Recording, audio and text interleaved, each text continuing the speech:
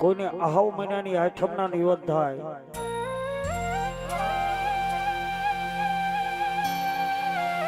કોઈ માં ભગવતી હોય ને એને મા મહિનાની આઠમના નિવત થાય, અને કોઈને માં ભગવતી ચૈત્ર મહિનાની આઠમના નિવત થાય, પણ એ ખાપરા પરિવારને માં ભગવતી ગેલ મળી છે ને સાહેબ, હે એક તમને દેવ કેવી મળી છે સાહેબ, કારી શબ્દશનાથી જેને 12 વાગ્યાનો સમય બને,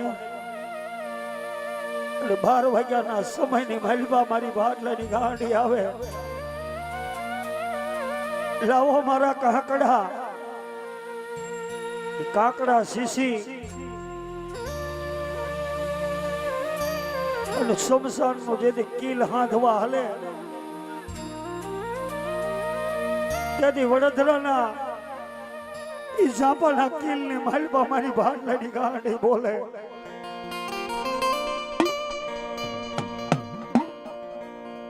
એ શમશાન ની માલપા જઈ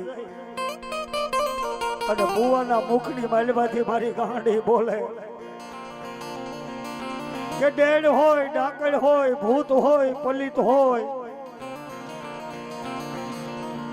આજ મારી ગાંડી નો ભેહો આવ્યો છે, ભરક કરવો હોય આવજો, પણ મારી ગાંડી ની તરાર પડે અને જો ડેડ ડાકડ ભૂત પલિત જો હાથમાં પતાર ન ઉતારી દઉં ને, આય મને હાબરેની ગાંડી નો ઓર ખ્યાલ નહીં.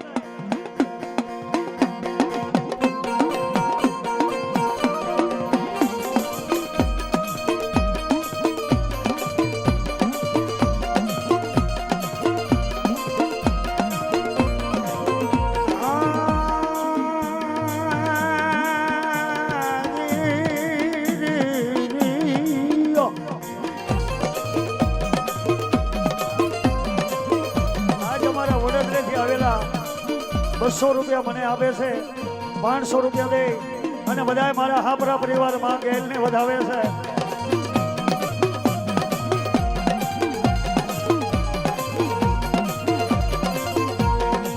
મળી એક દી વડોદરાના ઝુક જાડવે, એ મારી ગાંડી ગેલી દેવી આવી ઊભી રહી જાય, રહી જાય.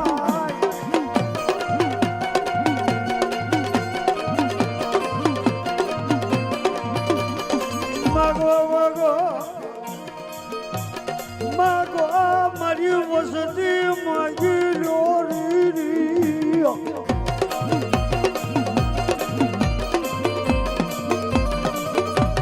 અરે બદલી રાત થઈ ગઈ હોય, જળ પૈકીડું જમી ગયું હોય, ઈ સમાની માલબા વડોદરાના મઠની માલબાથી મારી ગહેલ બેવલે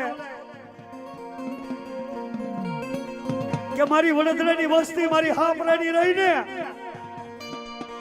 એની માથે જો કોઈ કરણી નજર કરી જાય, જો કરણી નજર કરે અને એના આંખના લોસન નો ખેંચી લઉં ને, મને વડોદરાના દુઃખ જાણવે, મને ગાંડી ખોટ પડે, ખોટ પડે, ખોટ પડે.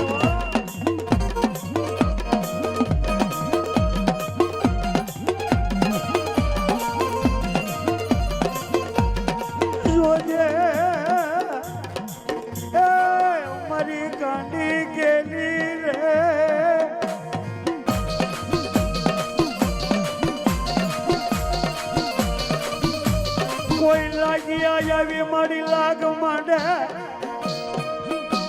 કોઈ મજા વ્રતિયા આવી મારી ખેલ તારા ભુવાની માથે દોન લાગ માંડે.